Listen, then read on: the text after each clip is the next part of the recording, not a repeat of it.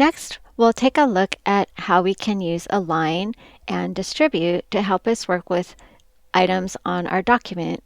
So a lot of times, if you have the selection tool and you select all of your shapes, if you have a large monitor, you might notice that you'll see your alignment options available to you up here on this panel. You can also access your align and distribute options by going to Window and choosing Align. And that will bring up your Align panel. And you can see that I have the Align panel set up so that it's in this little launcher area, so it's easily available. This is the symbol here for it. Another thing about the Align panel and all panels that have this little double arrow is that indicates that there might be more options available.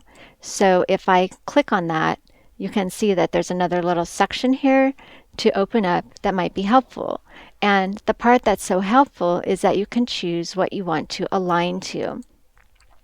Your options are to align to the items that you have selected, to align to a key object, and to align to the artboard. So if you wanted to have everything centered exactly in the middle of the document, then you would choose Align to Artboard. Or you could align to a particular object, and you can also align to selection. So just for our example, we're going to use align to selection, but remember you have these other options available here too. So when you're aligning options, you can align them horizontally and you can align them vertically. Those are the two main categories. And then within those options, if I choose horizontal align left, it's going to choose the leftmost part of the objects as that's the part that it's going to align to. If I choose align to center, it's going to align each of the dots in the middle.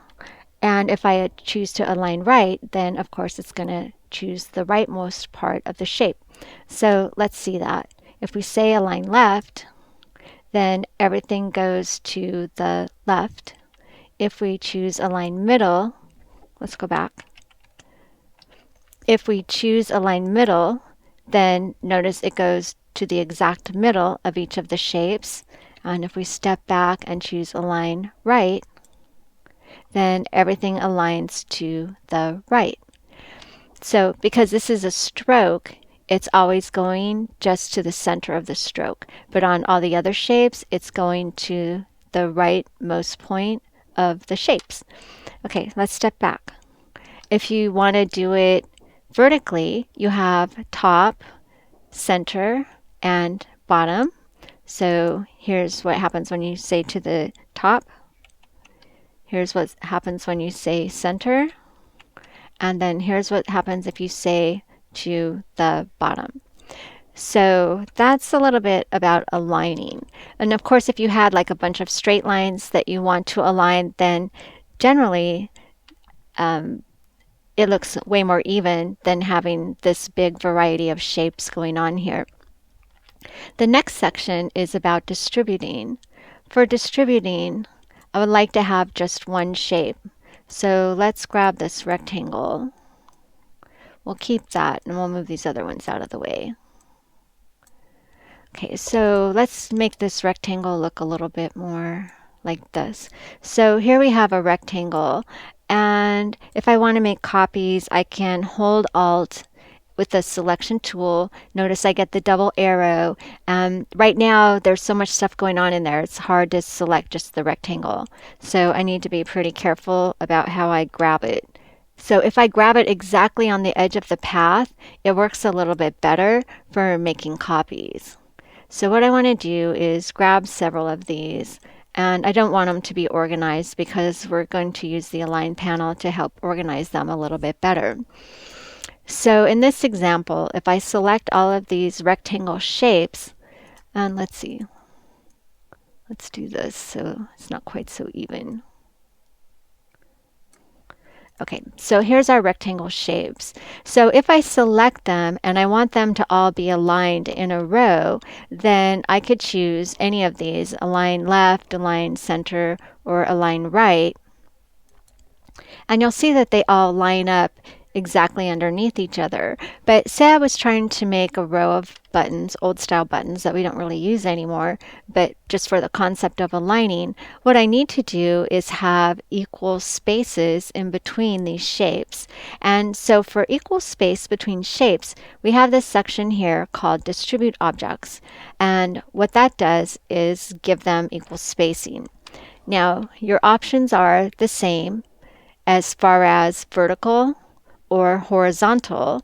And then these options have to do with whether it's going to go with the top of the shape, the middle of the shape, or the bottom of the shape. Since our rectangles are all the same, it won't make that much difference which one we choose. But we definitely want to use vertical distribution because that's what we have here. And then watch how great it is. If I say vertical distribute center, see how it evenly spaced out all of those shapes so that they're equal distances apart between each other. So that's pretty amazing. You just click here to center them, click here to vertically distribute them, and that's why they have them in this order.